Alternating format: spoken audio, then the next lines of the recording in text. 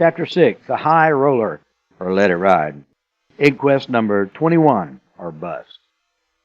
There are no casinos in Texas, at least no legal ones. Our Bible Belt heritage and the zeal of the state of Texas Attorney General, present and past, have managed to spurn the evils that have beset the lands that surround us. Just 20 years ago, the closest place you could find a casino was Las Vegas. My dad said he knew someone who went to Las Vegas in a $10,000 car and came back in a $150,000 Greyhound bus. He also told me how to come back from Vegas with a small fortune. Go there with a big one. Our neighbors, Old Mexico, New Mexico, Oklahoma, Louisiana, and even Colorado, now all have casinos. Their parking lots are stuffed with Texas tags. North and West casinos rise out of Indian reservations, huge, colorful neon temples surrounded by desert hills and plains. This is where the Indians get their revenge on the white man. A couple of ships will take you from remote Texas ports out into international waters of the Gulf of Mexico. There you can feed slot machines until you run out of money, or you can build several small fortunes on numbers of the craps table until the stick man yells, "7 out!" and they rake it in. Most gamblers say they go for the food, the trip, and the music. Most gamblers do not tell the truth, at least not all the time. In Shreveport, Louisiana, casinos are on boats. Boats built to go nowhere. Some were dragged up the Red River from failed gambling endeavors. Some are leftover boats from New Orleans, where they were replaced by bigger boats.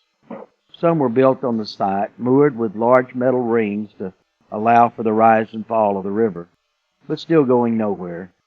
The miles these boats will go will be up and down as the river rises and falls, rather than up and down the river.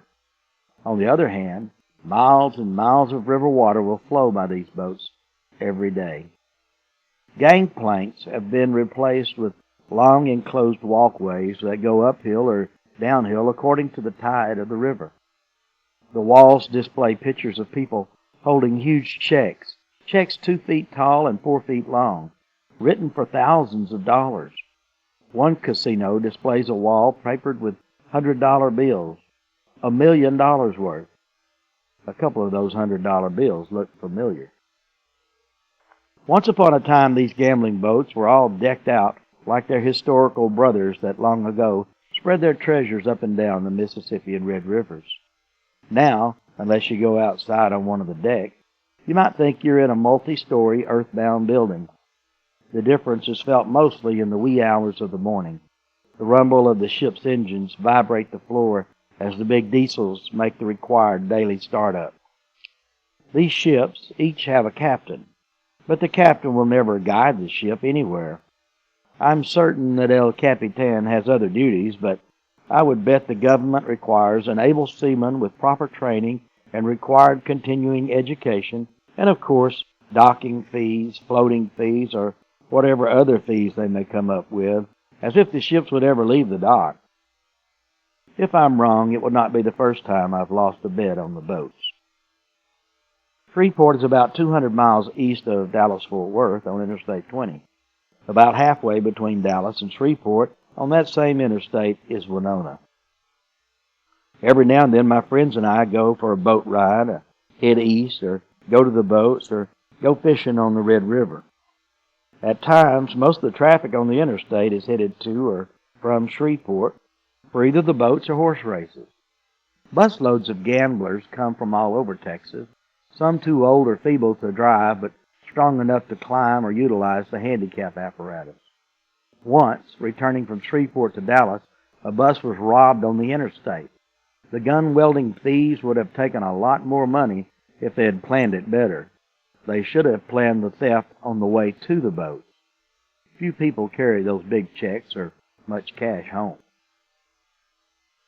Gamblers are usually in a hurry. Sometimes the first bet they lose is to the traffic cop just over the hill. Red lights flash, and next they get to visit me. The justice courts handle traffic tickets. Sometimes the drivers go too fast, drink too much, or maybe just fatally unlucky that day. For some, red lights flash, and I go see them. The justice courts do inquests. Betting on traffic is the last time the gambler will lose. People really gamble with their lives when they do not put on their seatbelts. Most accidents involve alcohol, speed, and/or fatigue. Most people who die in traffic accidents were not wearing their seatbelts. Judge, we have one on the interstate, says the Department of Public Safety dispatcher. It's Saturday, and I'm having a late supper, and I'm hungry. People do not conveniently die between 9 and 5, Monday through Friday. Fatal accidents on the interstate usually involve at least one of the following: a head-on collision, a rollover, a truck, a bridge, a fire, or a tree. I figured it was one of these, or maybe a pedestrian. The interstate is 6.8 miles from my house. As a child, I had been on this stretch of Interstate 20 when it was only a dirt road and a dream. There was no traffic, only heavy machinery set parked that Sunday afternoon. Bulldozers, dump truck maintainers, and other equipment needed to change a forest, pasture, creeks, and a wilderness into a highway. The interstate was a vision in progress, complete only in the eyes of engineers and construction workers. I was 8 years old. My Uncle Curtis took me for a ride on an earth mover. This was beyond my wildest dreams. An earth mover is a machine that looks like a giant crab with 4 giant wheels. Each wheel is as big as a car. Uncle Kurt set me on level after level as we climbed up to the control area of the vehicle. In the cockpit were levers and handles that all worked with clicks and bells. When the first engine started, I thought the whole machine had started. The earth mover is so big that it takes a little engine to start the big engine. When the real engine started, black smoke billowed from the exhaust stack, which was as big around as I was. This massive beast shuddered with power, and with a click and a ding, it began to move. I had ridden many miles in an 18-wheeler, but it was nothing like this. The wheels were so big that, although they were turning slowly, we were zooming along. Uncle Kurt hit a lever, and the belly of the containment area dropped and began swallowing earth. Soon the dirt, enough to fill 10 dump trucks, was scooped up into the bed. 8-year-old boys love dirt, and this was the ultimate dirt toy. We dropped the load, ending my uncle's demonstration. We rolled back next to our car, and the big diesel shuddered as the engine died. Lolo, my mom, was waiting there. There was no smile on her face. While I was having the ride of my life, she found half a bottle of whiskey under my uncle's car seat. When she got through with him, there was no more earth moving. I believe the earth shook then, too. Let it ride. Interstate 20 has come a long way from that engineer's dream to reality. 24 hours, day and night, traffic runs east to west, west to east, coast to coast. This particular evening, a mother, a daughter, and a son-in-law head east to the boats from Dallas. I'm going to the 3rd floor and play the quarter machines, Mother says, driving with the sun setting low in her rearview mirror. I'm going to my machine on the 1st floor, says daughter, sitting beside her on the front seat. If you ever win big on a slot machine, it somehow becomes your machine. Hubby sits quietly on the back seat. He knows he is not wanted on this girl's night out. Mother and daughter talk about what they will do with one of those big checks. The first thing I'm going to do is buy a car, says Mother, dreaming. Sometimes I wonder if this clunker will make it to the boats. This is our lucky night, says daughter. When I win, I'm going for the big money in Vegas. If so, she probably will take the small fortune and ride back in a Greyhound bus worth a large fortune. I'm not losing more than $50 on the slots, Mother says, and then I'm going to play blackjack. She has a plan. Most gamblers do. The plan usually does not make it to the gaming floor, and the night ends with, if I had just stuck with my plan. I'm sticking with a proven winner, Donner says, which is 3 spins, no wins, move on. If I lose, then I'm going to eat. I get to eat free with this coupon. Daughter holds up her reward for playing in the past. It's for 2 buffets, she said, making sure hubby can hear her, me and Mom.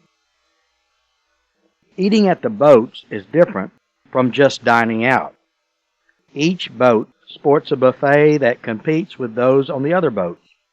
From crawfish and king crab legs to steak and potatoes, from pizza to Chinese, there's all kinds of food.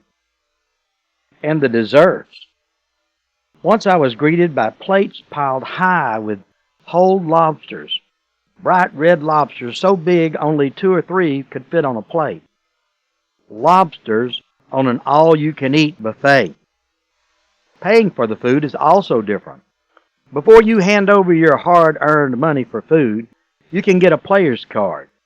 If you play the machines, you get a free meal. That free meal usually costs me about $300. I need to borrow some money, hubby says. Borrow sounds better than give me. Borrow at the boats means if you give me $100 and I win $1,000, I'll give you your $100 back. If I lose, we lose. What? No way, says daughter, turning to look at him with flaming eyes. You begged us to let you come, and you didn't bring any money? I don't want to hear it. You are not going to warp me and follow me around all night like a dog waiting for a bone. You knew we were planning this trip. You knew it would take money. You are on your own.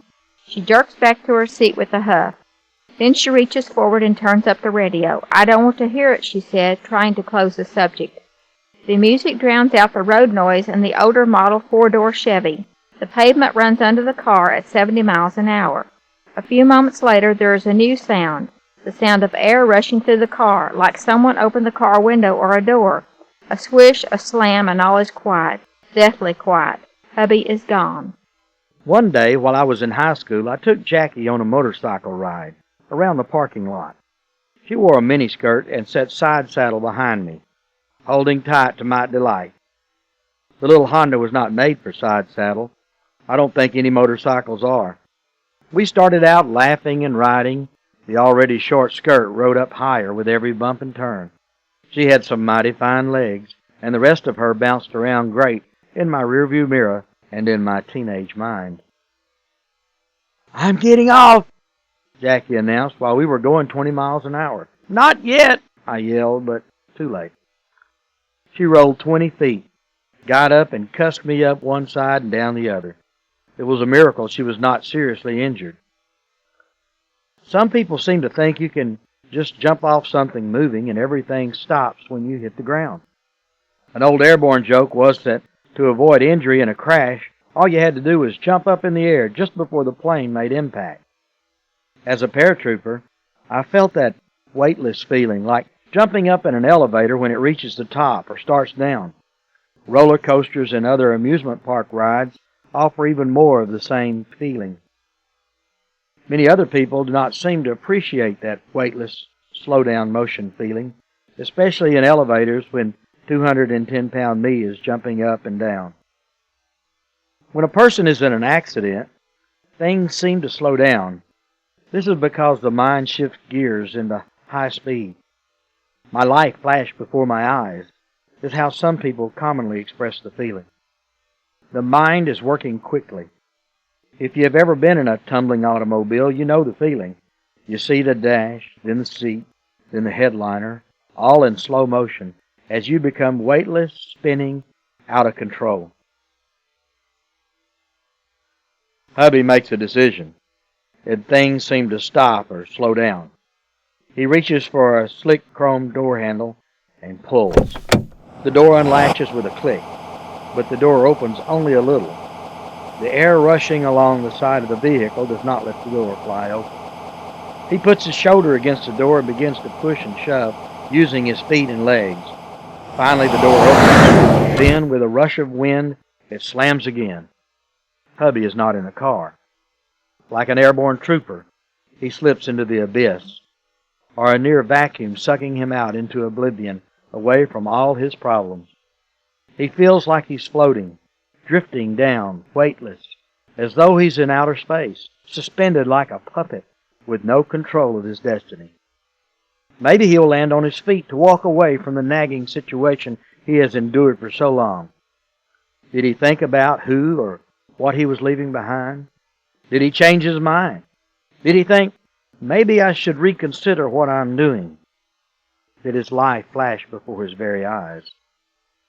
The pavement below him appears smooth. Rocks and gravel are indistinguishable, whizzing beneath him at 70 miles an hour. As soon as his feet touch the ground, they disappear. Did he see his tennis shoes fly off into the darkness as he flew, rolled, and tumbled down the road built for automobiles, not for people to spin? Before he felt the pain, did he see or know that his body was breaking into pieces? Did he see the headlights of the cars behind him? Maybe his head took a crack on the unforgiving pavement, sending him into eternity, leaving his body for what came next. What came next was another car, then another, and then another. It takes a minute and a mile for the ladies to pull over and stop. They look at each other, then they look back to the empty back seat. They quietly sit and wait and wonder. End of chapter 6. Hey, let's hear an applause for my wife, Faye. She read that female part, and I tell you what, I am impressed. But I think I might have her read the rest of the book.